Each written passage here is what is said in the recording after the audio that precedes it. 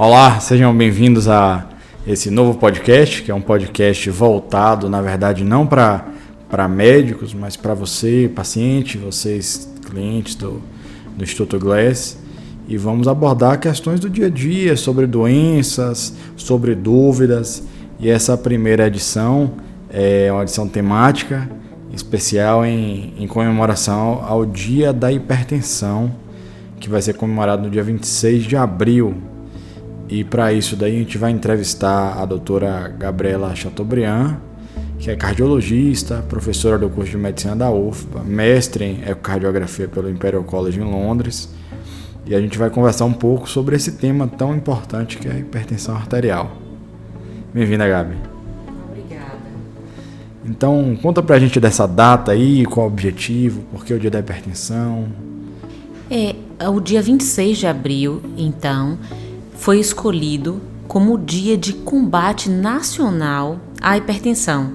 Então, a hipertensão é uma doença muito prevalente. Estima-se que 1 em cada 3 pessoas no Brasil e em todo o mundo tem a hipertensão, embora uma boa parte dessas pessoas ainda nem tem, provavelmente, o diagnóstico.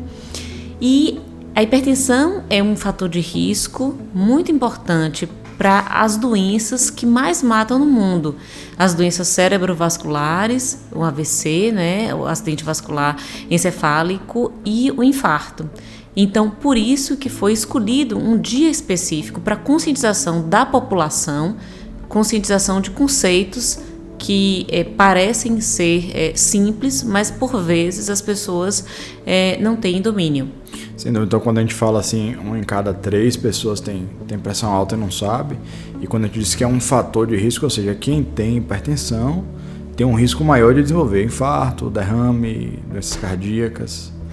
Exatamente. É bom a gente ter clara essa definição de fator de risco. Risco para quê? Justamente para essas complicações mais sérias e que também são muito prevalentes em nosso meio.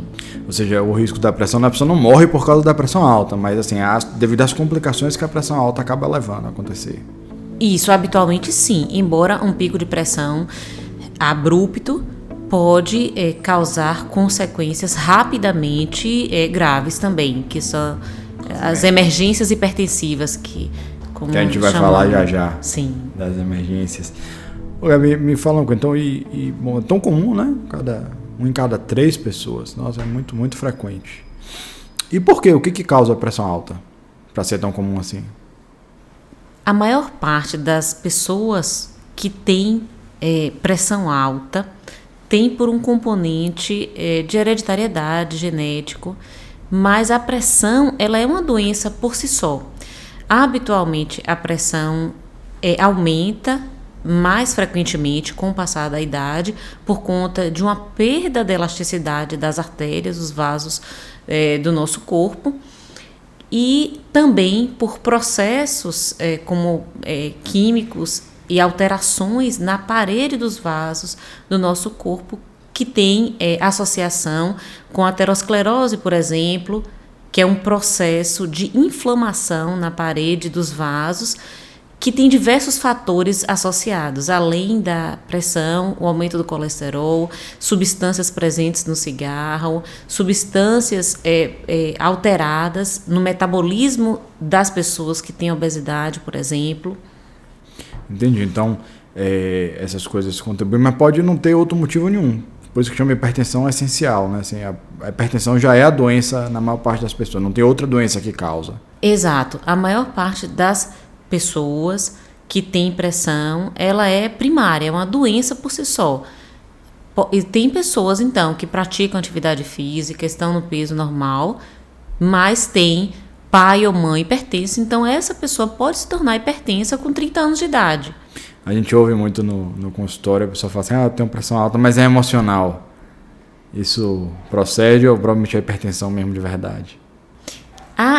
As emoções, sim, podem causar picos de pressão ao longo do dia. E um estado de estresse maior pode até alterar a pressão durante o dia todo. Mas, habitualmente, existe esse componente hereditário associado. Não é só a emoção por si só, embora sim, períodos de estresse maior na vida podem precipitar o aparecimento da hipertensão.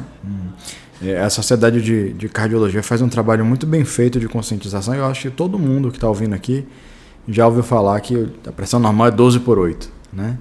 Então, primeiro eu queria que você falasse para a gente o que é um valor normal de pressão, se é isso mesmo e até quando é normal. E segundo, assim, o que é esse número? De onde é que vem esse número 12/8? O que é esse número, pressão máxima, pressão mínima? De onde é que vem isso daí? Então, esse número tem sido bem divulgado e as pessoas têm em mente que a pressão ótima é 12/8 e, de fato, uma pressão até 12/8 seriam os níveis ótimos de pressão. O que significa o 12? 12 é a força, a pressão do sangue nos vasos quando o coração está batendo, quando ele está contraindo. E o 8 é a pressão que na parede dos vasos quando o coração está relaxando, está recebendo sangue proveniente do corpo. Então a gente sempre fala na pressão sistólica, que é a pressão máxima, e a pressão mínima. Esses números, quando a gente tem o registro no medidor automático, aparecem. O 12/8 é o equivalente a 120/80. Mas, por uma questão prática, esse número é habitualmente abreviado quando falamos. Então, 12/8. E quanto aos níveis ótimos de pressão, então sabemos que a pressão normal, essa pressão máxima, até 130, e a pressão mínima até 80. Ótimo, excelente, seria menor ou igual ao 12 ou menor ou igual ao 8. Principalmente pessoas que têm doenças crônicas como diabetes, como insuficiência renal. E a pressão maior ou igual à máxima a 14 e a mínima a 9 já indicam aí que uma alteração da pressão. 2 ou mais medidas de 14/9 são necessárias para a gente fazer, então, o diagnóstico de hipertensão. Ou seja, o ideal seria menor que 12/8, mas até 14/9 seria considerado uma faixa de normalidade aí com atenção, mas passou de 14/9 é pressão alta. Eu diria que igual já 14/9 já é motivo de atenção e de visita, consulta médica mesmo, né? Existem sim observações que devem ser feitas para quem for medir a pressão. Então, esse 14/9, qual a circunstância dessa medida? Sim, isso é muito importante. Então, para quem a pessoa está em casa e às vezes tem um medidor de pressão e como é que é o jeito certo de fazer? Assim, como é que tem que ser feita essa medida? Qualquer medidor serve? Tem algum medidor de pressão que é melhor do que o outro? A gente vê muitos pacientes que têm aqueles de pulso, outros têm aquele medidor automático de manguito no braço, e algumas pessoas sabem medir mesmo com manômetro. Então, o que é recomendável? Então, alguns cuidados são importantes e devem ser seguidos para a gente ter esse número, né, como referência de normalidade, até 13/8. A pessoa, então, deve estar em repouso por pelo menos 5 a 10 minutos, ou seja, ela não pode vir caminhando rápido e sentar e já medir. Idealmente, deve-se esperar esse intervalo. Idealmente, a pessoa deve estar sentada com o braço apoiado na altura do coração, com a mão virada, palma da mão virada para cima e com as costas recostadas, né, numa cadeira. As pernas devem estar descruzadas, porque o simples fato de estar com as pernas cruzadas podem aumentar o retorno venoso, fazer vasoconstricção e aumentar um pouco a pressão. Deve-se também estar com a bexiga vazia, né? Não estar com vontade de ir ao banheiro. Não deve ter se feito uso de cafeína ou não se deve ter fumado nos últimos 30 a 60 minutos antes da medição. E deve-se respeitar aí também um período de 30 a 60 minutos sem a prática de atividade física para a medida da pressão. Então, a pessoa que foi para a academia de manhã ou que fez uma caminhada 7 horas da manhã, 8 horas, aquela medida da pressão, se seguidas essas recomendações, são válidas como estimativas adequadas. Ou seja, aquela barraquinha que fica na rua que a gente está correndo no final de semana, medindo a pressão. Se você está andando e naquela hora ali mediu e não sentou, não descansou, essa medida pode estar equivocada. Sim, porque habitualmente durante a atividade física é necessário um trabalho cardíaco maior e uma elevação também da pressão fisiológica e naturalmente ocorre durante a atividade física.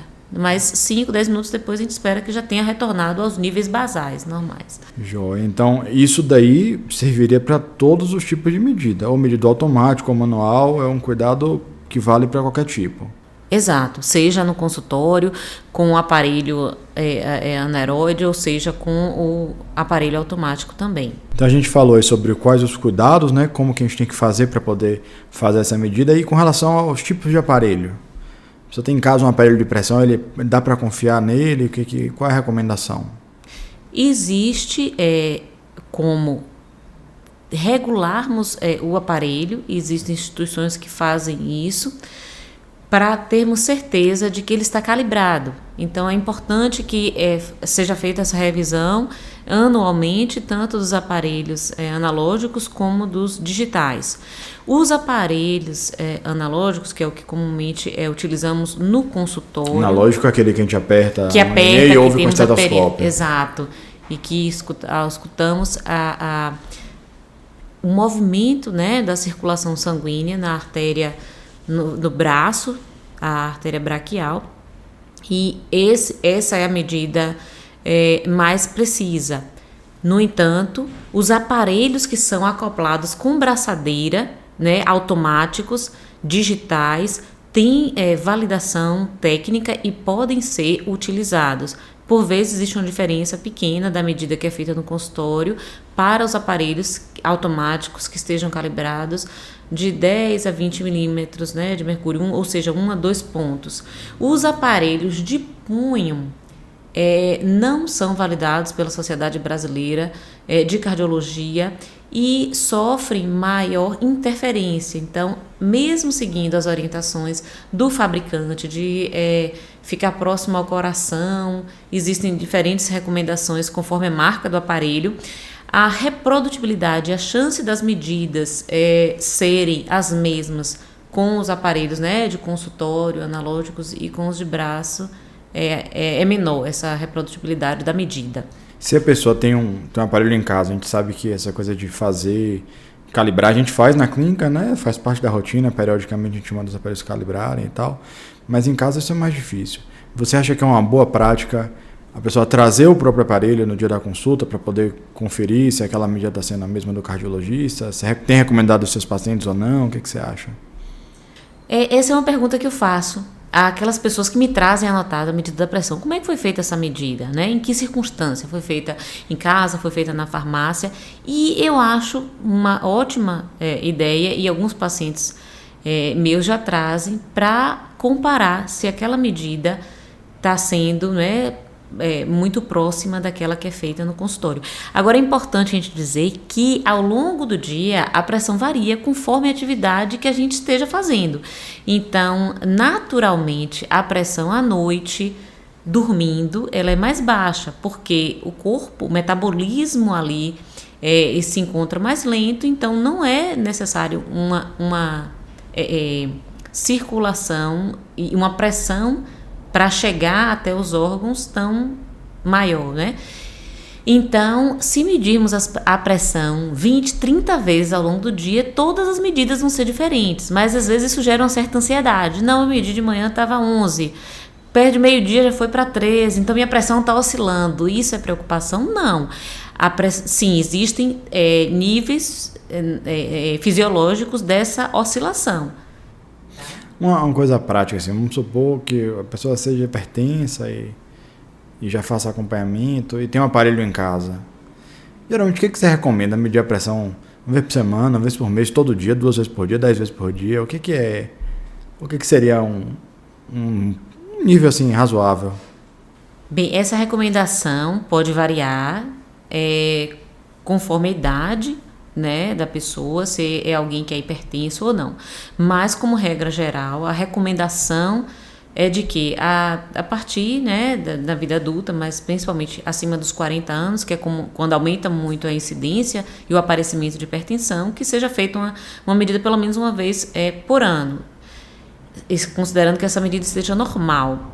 Quem é hipertenso e deve fazer, além da medida em casa, uma avaliação periódica no consultório, seja do clínico geral, do cardiologista, a cada 6 meses. Se essa pressão estiver muito bem controlada, não é necessário estar medindo essa pressão várias vezes, mas uma vez por mês seria válida para ter essa noção e essa precisão maior no controle. Porque sabemos que a pressão, ela é, na maior parte das vezes, silenciosa, pode não causar nenhum sintoma. Então, essa seria uma forma da gente identificar uma pressão que comece a ficar descontrolada. E também é útil quando a pessoa está sentindo dor no peito ou uma dor de cabeça mais forte, essa medida da pressão. Então não é para ficar medindo toda hora, né? A não ser, obviamente, em situações especiais. A gente tem pacientes em comum com desautonomia, com doença de Parkinson, que tem realmente queda muito grande da pressão. Às vezes a gente pede para medir, às vezes até mais de uma vez por dia. Sim. Mas não é a recomendação geral, né? Assim. Não. Agora, alguém que tenha sido começado bem recentemente o tratamento da pressão. Então, essa recomendação pode mudar. Então, quando começamos, por exemplo, um tratamento, recomendamos que depois de uns 7 dias seja feita 3 medidas antes das refeições, durante 3 a 5 dias aproximadamente, para a gente ter uma certeza de que esse controle está sendo efetivo.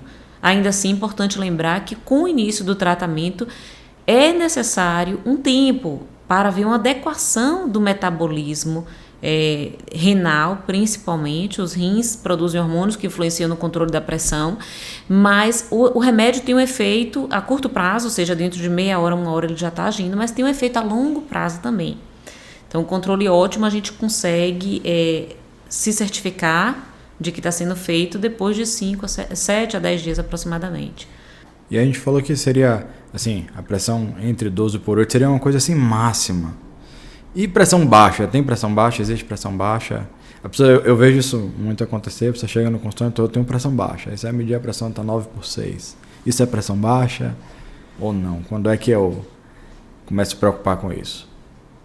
Essa é uma boa pergunta e muito frequente também no consultório, a preocupação com a pressão baixa. Então, a pressão, a gente sabe que dormindo, ela muito frequentemente atinge níveis mínimos necessários para o funcionamento do organismo, que seria 90/60, 9/6.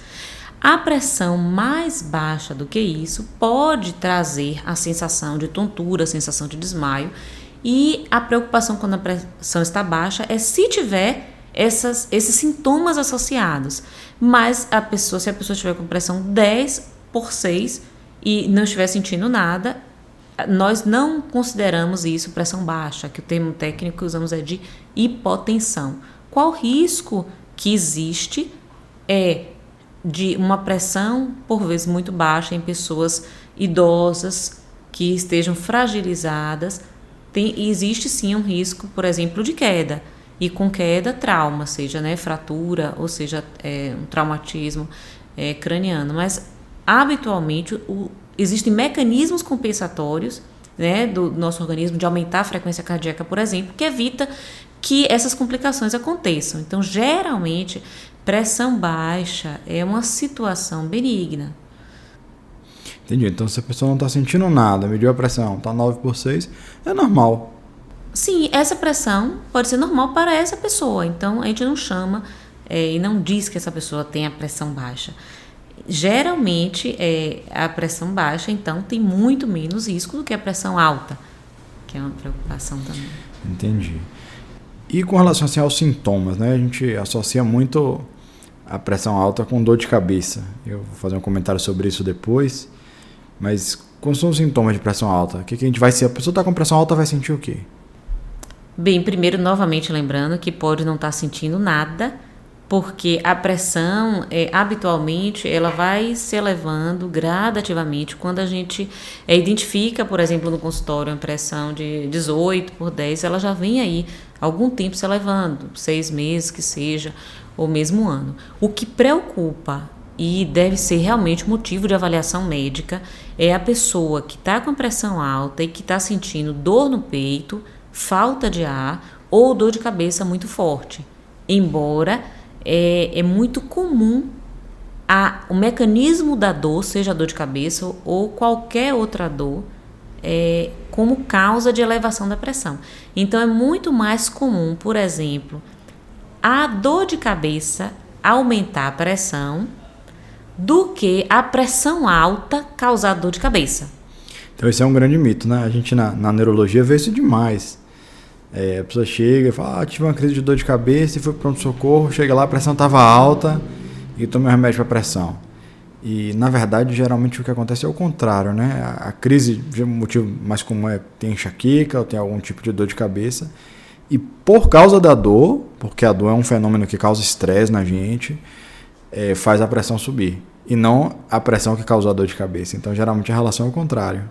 Né? Então, na verdade, é um grande mito. Né? As pessoas acham que pressão alta dá dor de cabeça. Até pode dar, né? Você falou se for uma pressão muito alta que subir muito rápido, mas de uma maneira geral não é a causa da dor de cabeça. Exato. Inclusive, o ideal é que se a pessoa estiver sentindo uma dor de cabeça leve ou moderada, ou seja, não tão intensa, que use, né, um analgésico simples, seja dipirona ou paracetamol, e aguarde uma melhora, né, um alívio da dor para medir novamente a pressão, para sabermos o que está sendo o fator causal. Né?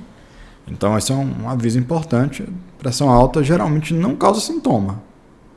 As pessoas têm que ter isso na cabeça. Porque tem umas coisas que a gente vai ouvindo de maneira repetida no consultório, uma coisa que eu ouço assim, não sei se você ouve também.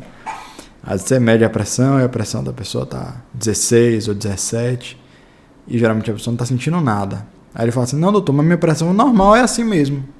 Isso é porque a minha pressão é assim, 16, 17. E eu não sinto nada não, minha pressão é essa. Agora se baixar que eu fico tonto. Ou seja, não é normal.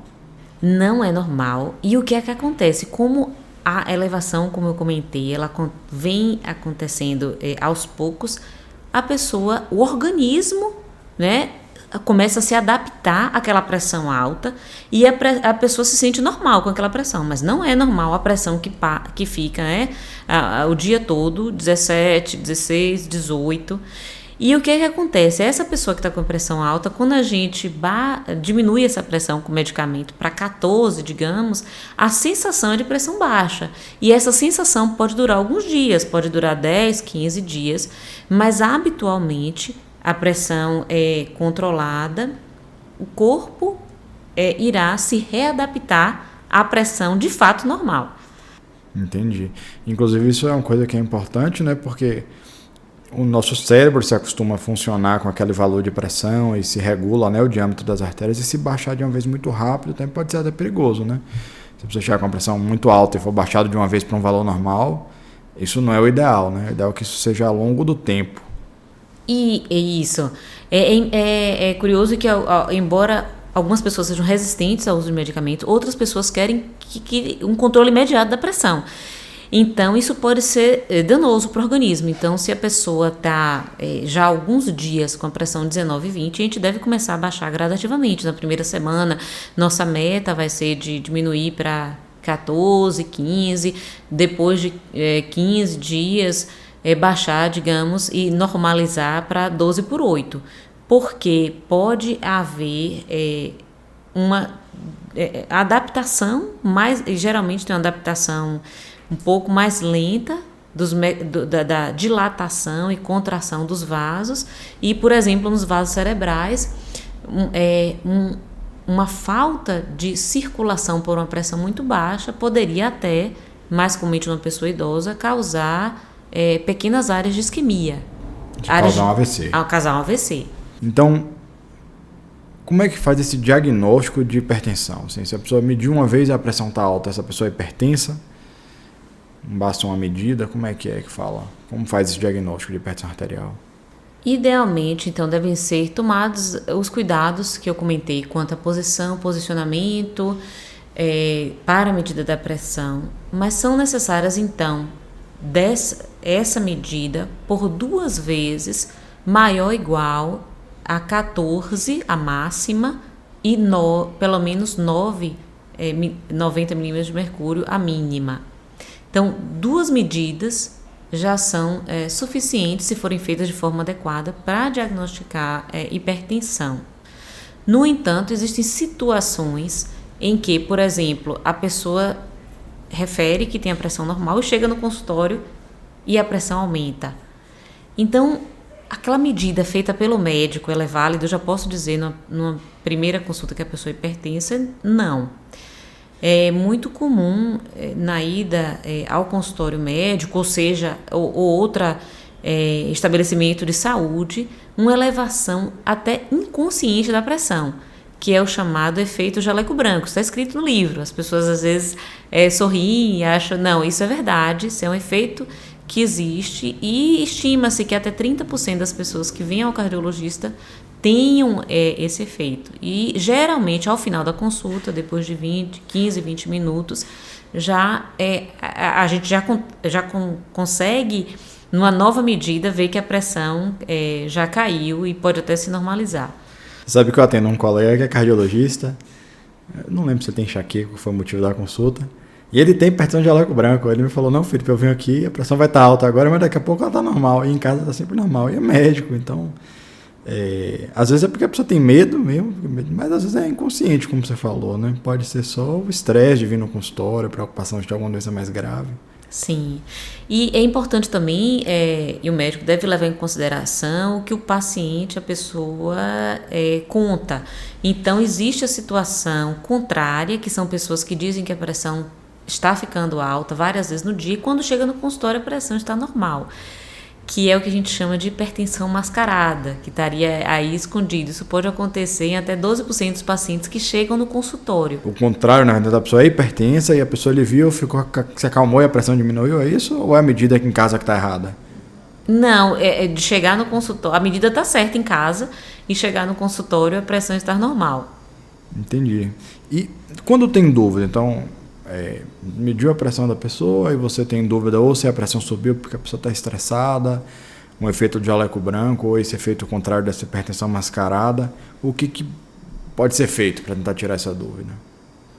Existe a possibilidade naquela pessoa que esteja assintomática e que tenha um aparelho em casa de orientar as medidas pelo menos 3 vezes ao dia, antes das refeições, durante cerca de 5 dias, que é chamada medida residencial da pressão arterial. No entanto, de forma mais precisa, nós podemos, através de um aparelho que é instalado como um aparelho de pressão, com um gravador, né, acoplado na cintura, medir a pressão nas 24 horas, que é a mapa 24 horas. Em que o aparelho vai medir de 15 em 15 minutos durante o dia e a cada 30 minutos à noite. A vantagem desse exame é que nós podemos avaliar o comportamento da pressão à noite. Tem pessoas que têm a alteração da pressão mais concentrada no período noturno, e isso também, a elevação da pressão à noite, tem os mesmos riscos, né, de aumento de infarto, AVC. E com relação assim, a tratamento, então, primeiro...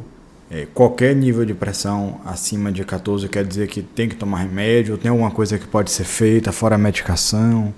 Como é que serão as orientações? Assim, claro que o objetivo aqui não é dar uma aula de tratamento de hipertensão, nem falar das medicações específicas, mas para o paciente que estiver assistindo entender como é que é mais ou menos aqui a gente pensa o tratamento da hipertensão, né? Tem a ver com o valor, tem a ver com a idade, tem a ver com as doenças outras que a pessoa tem, como é que é individualizado isso daí?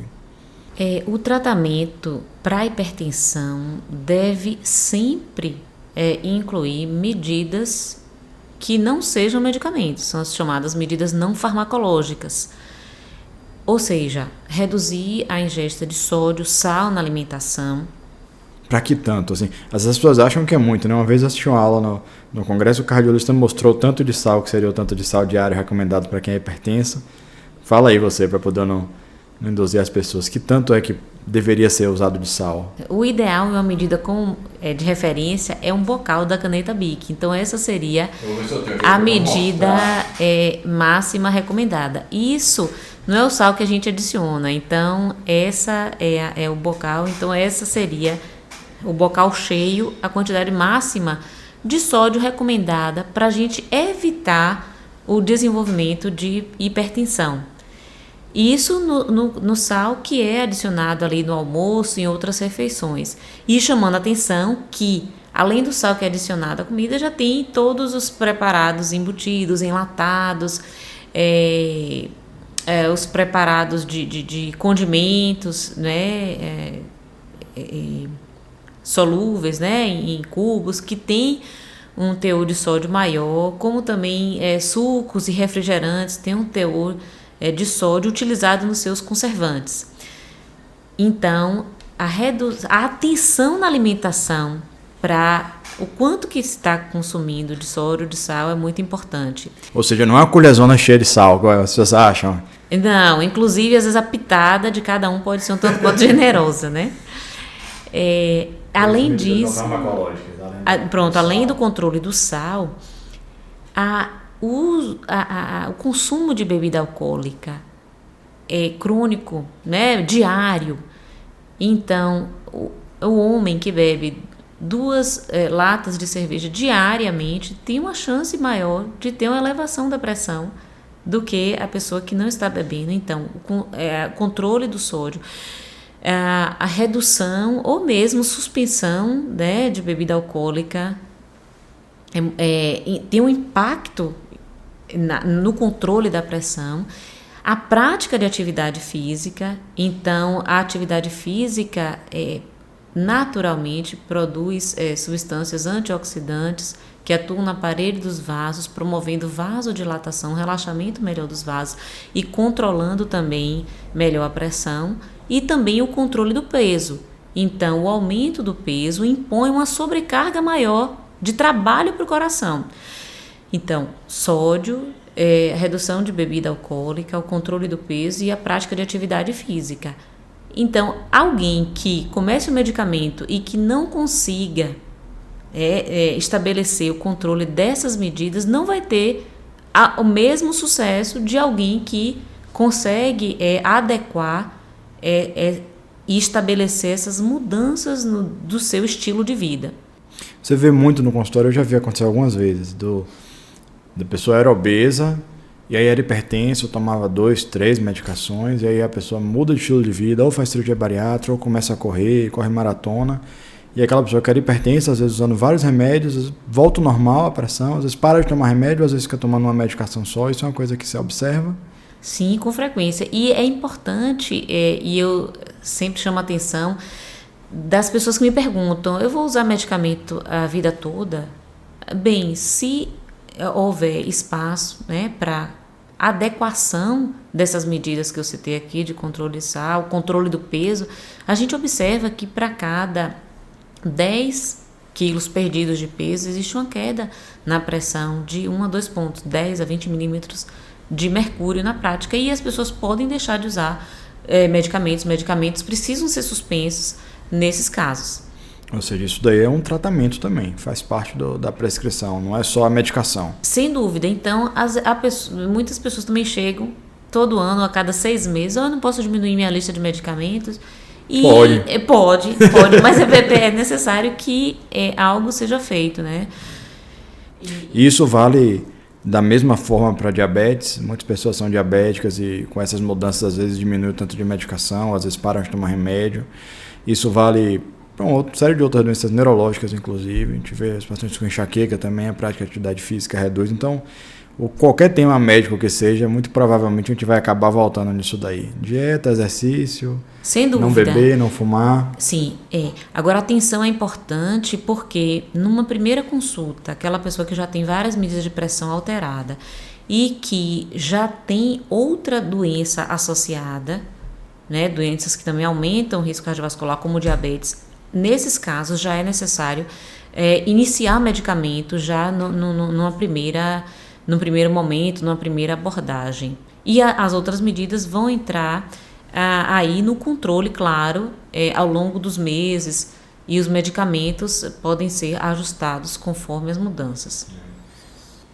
Você falou de um dado de uma a cada 3 pessoas é hipertensa, e eu estava vendo um dado da Academia Americana de Neurologia que 1 a cada 4 pessoas vai ter um AVC ao longo da vida. É muito, muito grande esse número. AVC é a maior causa de morte no nosso estado, varia de acordo com a estatística, talvez a segunda maior causa de morte no mundo, e isoladamente o fator mais importante para AVC é a hipertensão arterial. Esses outros fatores como o colesterol alto, que são importantes para caramba para infarto, para outros desfechos, para AVC, disparadamente a medida mais importante é o controle da pressão arterial. Então é fundamental o controle da pressão arterial aí. E eu queria tocar em um outro ponto, que é uma vez que a pessoa precisou tomar remédio. Muita gente tem muito medo de tomar remédio.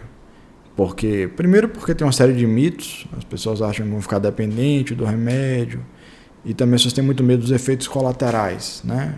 Em homens com pressão alta, a gente ouve falar que as pessoas têm medo de ter disfunção erétil, por exemplo, que é impotência sexual. É comum o efeito colateral com os antihipertensivos na prática? Como é?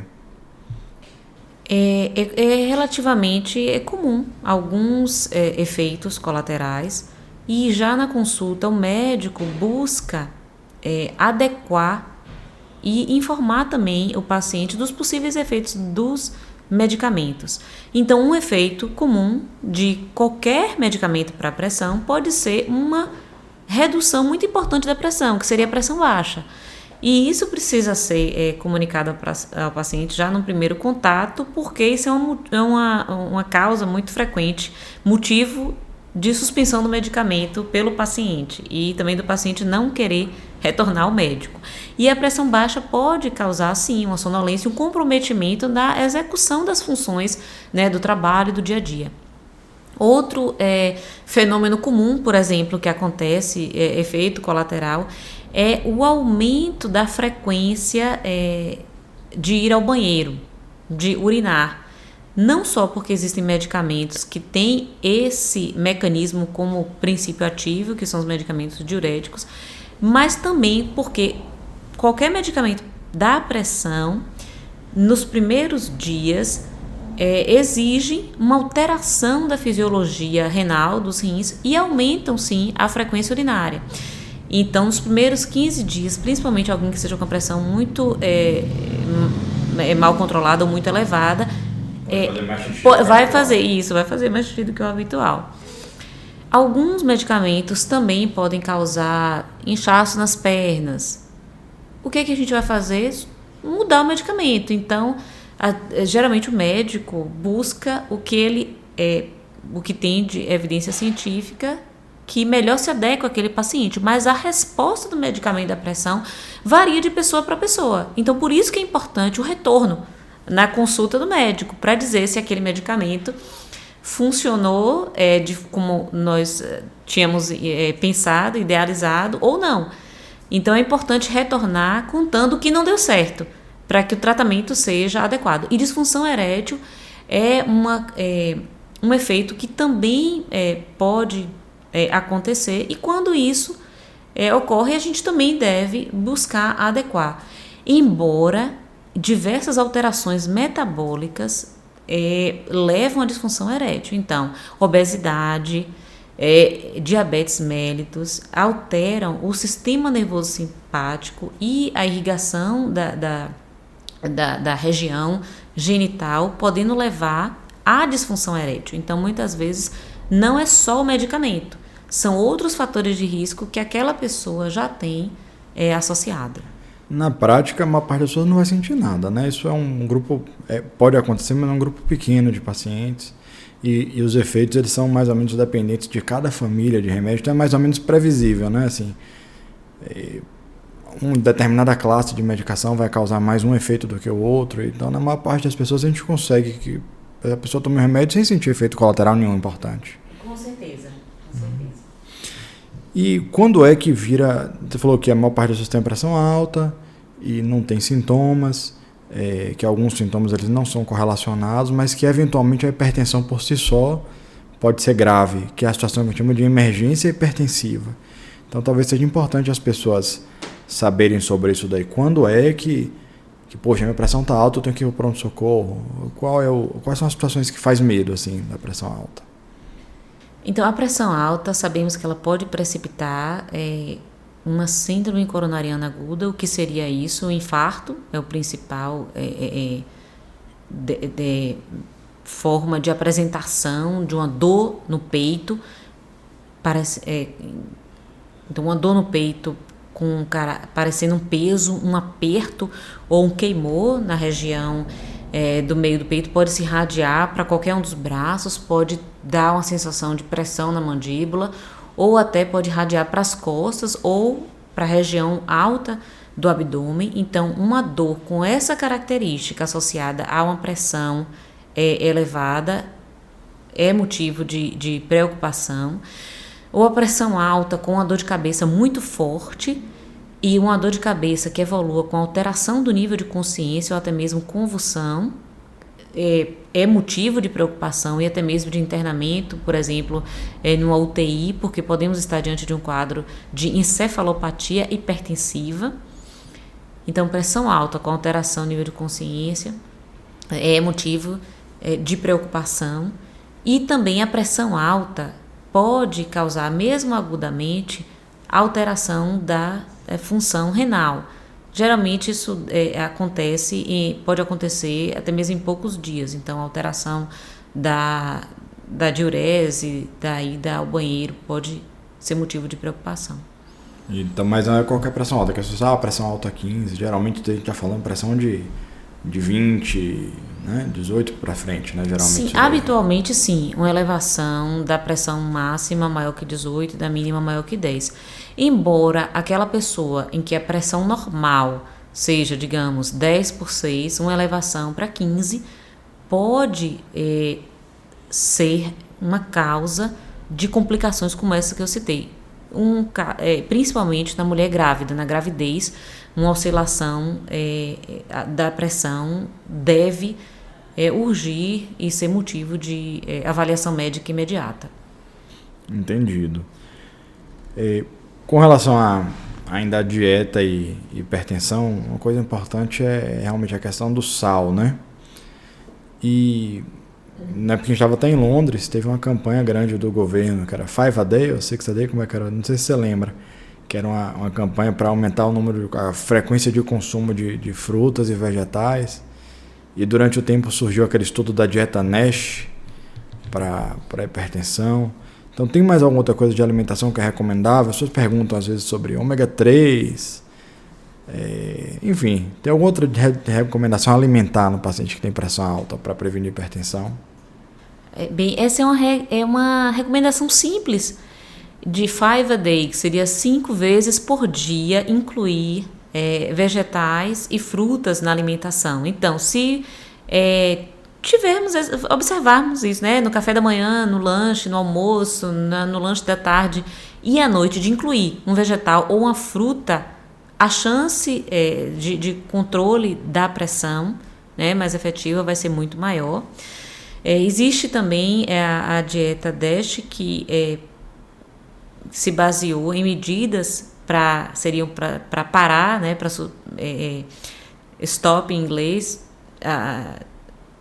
a hipertensão, que se baseia numa dieta rica em verduras, legumes, frutas e castanhas oleaginosas.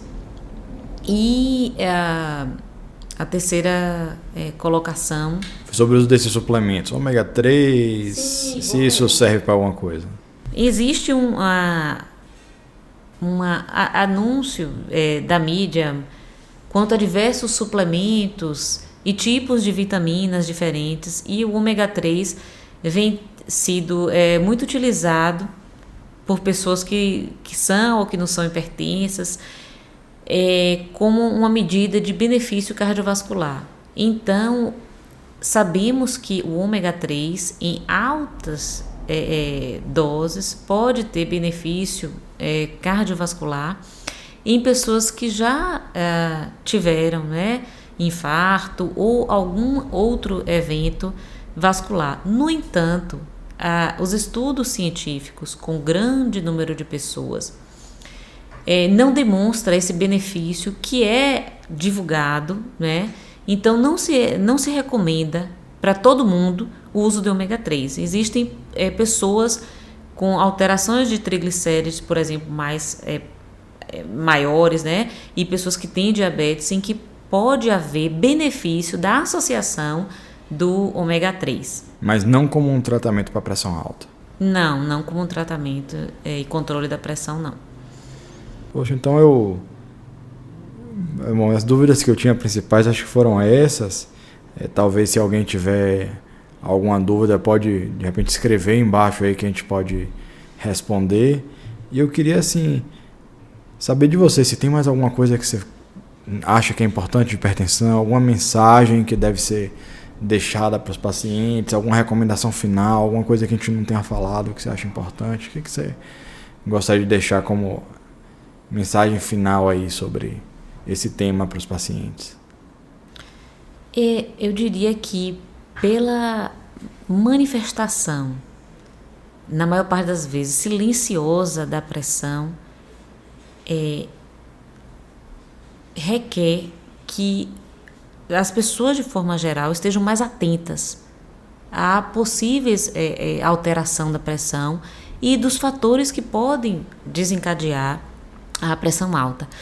Então, a gente sabe que as pessoas muitas vezes estão preocupadas, mas a informação quanto às medidas simples aqui que a gente comentou, de como medir a pressão, da adequação do dia a dia de cada um, para evitar já desde cedo, desde criança a gente já pode trabalhar isso em casa, de como se alimentar, da prática de atividade física, medidas que podem evitar a elevação da pressão e complicações muito sérias. Então, a prevenção é o que eu acho importante que seja chamada a atenção, porque depois as consequências, o retorno à sua vida e suas atividades gerais fica muito mais difícil.